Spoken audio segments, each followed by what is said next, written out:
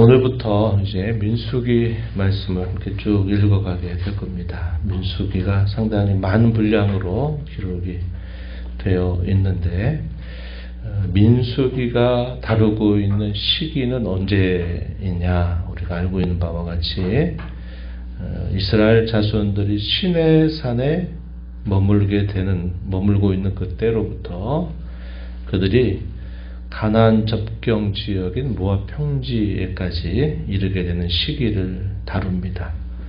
약 40여 년이라고 하는 시간이 흘러가죠. 이 시간의 대부분은 우리가 아는 바와 같이 광야 생활을 많이 하게 됩니다. 광야 40여 년 생활에 대하여 이 민수기 말씀이 쭉 그 역사를 기록해 주고 있고, 명칭대로 백성들의 수를 세는 기록이다, 이런 의미를 담고 있습니다. 두 번에 걸쳐서 인구조사를 하는데 그것은 하나님의 명령을 따라서 이루어지는 일입니다. 시내산에서 출발할 즈음에 한번 백성들의 수를 세는 내용이 나오고, 이제 그들이 모압 평지에서 가나안 땅을 눈앞에 두고 있을 때 또다시 백성들의 수를 센다 하는 겁니다. 이것이 민수기 뒷부분에서 또 한번 기록이 되고 있다 하는 것이고, 이 민수기에서 주로 등장하고 있는 지역은 세 개의 지역입니다. 1장부터 10장까지의 내용에서는 여전히 출애굽 이후에 시내산 부근에서 있었던 기록이 쭉 소개가 되고요. 여기로부터 쭉 출발을 해서 이제 우리가 아는 가데스라고 하는 지역까지 이르게 되는 내용이 민수기 13장부터 19장까지 쭉 소개가 돼서 두 번째 주요 등장하는 이 지역은 이 가데스 근처입니다. 여기에서 아는 대로 여기에서 결국 하나님 명령에 대한 불순종 때문에 여기로부터 한 40여 년, 한 38년 정도의 시간을 결국 광야에서 보내게 되다가 어디로 가느냐? 이제 마지막 22장부터 36장까지의 내용에서는 이 모압 평지 부근의 중심으로 기록이 쭉 되고 있다는 겁니다. 그래서 시내산, 가데스, 모압 평지, 주요 등장하는 세 곳이 이렇게 표현되고 있다는 것입니다. 인구 조사에 대한 기록, 이게 이제 오늘 우리가 있는 1장에 소개가 되고 있습니다. 백성들의 수를 세라 하는 것이 하나님의 명령에 의해서 이루어진 일입니다. 이 명령이 떨어졌던 때가 언제냐? 오늘 우리가 읽은 말씀 1절 말씀에 보면 출애굽에서 나온 지 제2년 2월 1일 표현되어 있습니다. 이스라엘 자손들이 애굽에서 나오게 되는 때를 그들의 정월로 잡으라고 하죠. 그들의 새로운 삶이 시작된 것을 그들로 기억하면서 그들이 애굽에서 나온 것으로부터 정월을 삼아서 3개월 정도가 지나면서 시내산에 도착합니다. 그리고 이 시내산에서 여러 일들이 있었죠. 그곳에서 하나님과 언약을 체결하고 또 언약을 체결하면서 율법을 받게 됩니다. 그래서 그들이 십계명뿐만 아니라 성막을 지으라고 하는 말씀을 받고 또 그곳에서 성막을 세우게 되는데, 그런 과정에서 또 하나님이 금하신 죄를 범하는 일로 인해서 여러 어려움을 겪는 일이 있게 되죠. 그래서 거기에서 약 9개월 정도, 9개월에서 거의 한 11개월 정도 되겠죠. 왜냐하면 애굽에서 나온 게 정월 1월 1일로 삼아가지고 3개월 정도 지나서 시내산에 있다가 2년 2월 1일 하니까 약 11개월 정도, 한 1년 가까이 시내 광야에서 그들이 머물게 됩니다. 그리고 실제 연도로는 언제쯤 되느냐면 한 4월 15일 정도가 돼요. 이게 이제 원래 있었던 연대인데, 이스라엘 자손들의 계수법은 애굽에서 나온 것을 정월 1월 1일부터 계수를 하게 되니까 그때로부터 제2년 2월 1일에 백성들의 수를 세라 하는 명령이 떨어졌고, 본래의 태양력으로는 4월 15일 정도 되는 때입니다. 이런 차이가 있다는 거 여러분 이해하시면 좋겠어요. 그때 하나님께서 명령을 내리시는데, 각 지파에 한 사람씩 우두머리를 택해서 그 지파별로 20세 이상의 남자들의 수를 계수하라 하는 그런 명령이 주어지게 된 겁니다. 왜 20세 이상으로 했느냐? 싸움에 나갈 만한 모든 자, 전쟁을 수행할 만한 사람들의 숫자를 세게 한 겁니다. 그래서 그런 명령이 주어지게 된 것이에요. 그 내용들이 우리가 읽은 말씀에 쭉 보면 지도자들이 쭉 소개되고 있는데, 5절에서부터 15절까지 소개되고 있습니다. 20세 이상의 남자만 숫자로 보니까 60만이 넘죠. 60만이 넘어가는데, 그 많은 사람들 중에서 하나님이 직접 이름을 다 거명해서 이들을 우두머리라고 세워라 이렇게 하는 겁니다. 하나님이 전능하신 분이니까 모를 리가 없죠. 그러나 하나님께서 각 사람에 대하여 세세하게 다 알고 계시다 하는 것을 보여주는 어떤 기록이죠. 하나님이 그 많은 숫자를 알지라도 한 사람 한 사람의 이름을 다 기억하고 계시다 하는 겁니다. 백성들로 하여금 각 지파에서 한 사람씩 우두머리를 세워라 이렇게 하신 게 아니라, 하나님이 그 지파의 우두머리 한 사람 한 사람을 그대로 다 이름을 불러서 지목을 하고 있다는 거죠. 너무나 당연한 거지만 마찬가지입니다. 하나님께서는 그의 자녀가 된 모든 사람들의 한 사람 한 사람, 그들의 이름, 그들의 모습 전체를 다 기억하고 계시다 하는 사실이죠. 이사야서에 보게 되면 뭐라고 말합니까? 내가 너를 지명하여 불렀나니 너는 내 것이다. 내가 물 가운데로 지날 때에도, 내가 불 가운데로 지날 때도 내가 너를 붙든다. 난 너의 하나님이다. 이런 말씀을 하신 바 있습니다. 오늘 우리의 모든 이름들도 하나님께서 다 기억하시고 우리를 지명하여 그의 자녀로 부르셔서 우리의 모든 것들을 어쩌면 우리보다도 더 잘 알고 계신 하나님이시다 하는 사실을 우리가 이걸 통해서도 확인할 수 있다 하는 것이죠.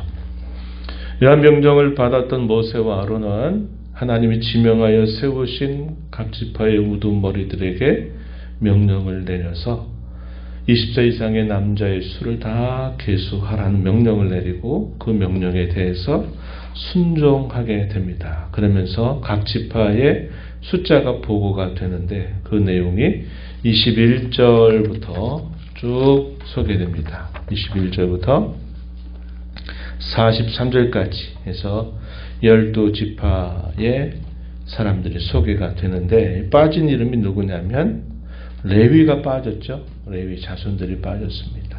그리고 한 빠진 이 지파 대신에 이미 요셉에게 하나님께서 약속하신 것처럼 장자의 명분을 따라서 이 요셉의 두 아들이 한 지파씩 이룹니다. 에브라임 지파와 므낫세 지파를 이루게 되죠. 그래서 12지파를 형성하게 됐다 하는 것을 보게 됩니다. 전체 계수의 수가 어떻게 되느냐? 44절에 보면 이 계수함을 받은 자는 모세와 아론과 각기 이스라엘 조상의 가문을 대표한 12지휘관이 계수하였더라. 45절 그 조상의 가문을 따라 20세 이상으로 싸움에 나갈 만한 이스라엘 자손을 다 계수되었으니 계수된 자의 총계가 60만 3,550명이었더라. 이렇게 표현됩니다. 60만 3,550. 여기에 한 4배, 5배 정도를 곱하면 전체 인구를 대략 짐작할 수 있죠. 여자, 그리고 20세 이하의 남자들, 그리고 여성들, 이렇게 전체로 따지면 여기 한 4배, 5배 정도 곱한 수를 우리가 생각해 보게 되는 겁니다. 옛적에 하나님께서 야곱의 자손들 약 70여 명이 그들이 살고 있었던 가나안 땅에 극심한 기근이 들면서 먼저 애굽에 들어가 총리로 있었던 이 요셉의 보호 아래서 이 70명이 그곳에서 약 400여 년 정도 이상의 시간을 보내게 되면서 그 인구가 60만이 넘는 인구가 된 겁니다. 그것은 하나님께서 일찍이 아브라함에게 약속하셨던 복 중에서 내 자손이 바닷가의 모래와 같이 내 자손이 하늘의 별과 같이 많게 되리라 하신 그 약속이 성취되어 왔음을 분명히 보여주고 있는 겁니다. 물론 그 약속은 이때까지 완전히 성취가 끝난 것은 아닙니다. 오늘도 그 약속은 계속되고 있는 거죠. 바닷가의 모래와 같이 하늘의 별들의 수를 셀 수 없듯 그때 수많은 사람들 하나님이 불러 자기 백성 삼으시고 여전히 오늘 저와 여러분까지도 그의 숫자 안에 우리를 불러주신 하나님의 역사는 계속되고 있다는 것을 보게 됩니다. 이 하나님은 그 하신 약속에 있어서 언제나 신실하시다, 변함이 없으시다라는 사실을 보여줘요. 이렇게 해서 시내산에서 준비하여 출발해가지고 약 40여 년이 지난 다음에 두 번째 인구를 계수할 때 숫자를 세도 놀랍게도 그 숫자의 수가 큰 차이가 없다는 겁니다. 지파들의 수가 변화가 조금씩은 있지만 전체 계수한 인원은 60만 정도 그대로 그 숫자가 유지돼요. 그 40여 년 세월 동안 거의 반역의 역사거든요. 우리가 아는 바와 같이 거의 조금 순종하다가 거의 대부분 반역하다가 광야에서 이 60만 숫자가 다 죽습니다. 남자 소리 다 죽어요. 그리고 살아남아 있는 사람이 우리가 잘 아는 여호수아와 갈렙. 나머지는 다 죽었어요. 그런데 그런 상태에서 또 계수했더니 또 60만 정도의 인구가 그대로 또 채워지고 있다는 겁니다. 세대가 바뀌고 해도 하나님이 여전히 그의 약속에 따라서 그 백성들을 보호하고 계시는 신실하심을 잘 보여주고 있다는 거죠. 반면에 하나님의 백성으로 부름받은 이 백성들은 40여 년 세월을 보내면서 수명이 다해서 죽는 사람도 덜어 있었겠지만 대부분은 더 살 수 있었음에도 불구하고 결국 하나님께로부터 징벌을 받아서 죽게 된 사람들이 대다수다 하는 사실을 우리가 확인하면서 하나님은 신실하시지만 사람은 늘 이렇게 상황에 따라 변하는구나 하는 것을 그대로 보여주고 있다 하는 것입니다. 42절 이하로부터 마지막 내용에서는 이 계수에서 빠진 레위 지파에 대한 소개가 등장하죠. 레위는 잘 아는 바와 같이 야곱의 아들로서 시몬과 함께 해서는 안 될 악행을 범했던 인물이죠. 하몰의 아들이었던 세겜과 그곳에 있는 모든 남자들을 속이고 칼로 죽이는 일을 했던 인물입니다. 그래서 이 야곱이 훗날에 레위에 대해서 예언을 할 때 백성들 가운데 흩어질 것이다 라고 예언했던 바와 같이 이 레위 지파는 별도의 지파를 이루지 않고 이들은 이러한 잘못에도 불구하고 놀랍게도 하나님의 성막을 감당하는 큰 역할을 이들에게 부여해 주신다 하는 겁니다. 레위 지파는 계수의 숫자를 들지 않았고 이스라엘 자손 계수 중에 넣지 말라고 하나님 말씀하셨고 이들에게 주어진 임무는 증거의 성막과 그 모든 기구, 그 모든 부속품을 관리하고 운반하고 봉사하게 한 것이고 성막 주위에 진을 쳐서 성막 중심으로 거주하게 하고 성막을 세우고 걷고하는 일, 그리고 사람들이 함부로 성막에 가까이 오다가 죽게 하는 일들을 막는 역할을 그들이 감당합니다. 그래서 모든 성막에 대한 책임을 그들에게 맡겨주신 거죠. 이건 참 놀라운 하나님의 은혜입니다. 왜냐하면 조금 전 말씀드렸던 것처럼 레위가 하나님 앞에 범했던 그 죄는 사실상 대단히 나쁜 일을 행한 것임에도 불구하고 하나님이 이 레위 자손들을 가장 가까이에서 하나님을 섬기고 백성과 하나님 사이의 관계를 돈독하게 하는 이 일들을 이들에게 맡겨주셨다 하는 겁니다. 죄인이고 악을 행했던 그들을 하나님이 품어서 가까이에 삼게 하시는 그의 손길을 보여주고 있다는 사실이죠.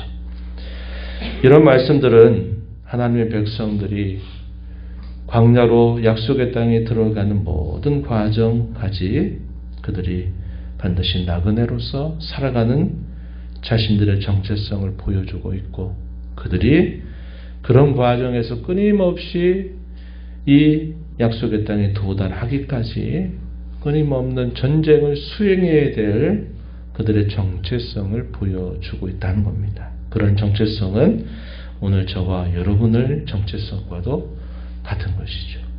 영원한 하나님의 나라가 이루어지게 될 때까지 우리는 나그네처럼 이 땅을 살아가는 것이고, 나그네로만 살아가는 게 아니라 영적인 전투를 때로는 공동체적으로, 그리고 때로는 개인적으로 이런 전투를 수행하면서 오늘을 늘 살아가는 하나님의 자녀들이다 하는 것을 우리가 기억해야겠습니다.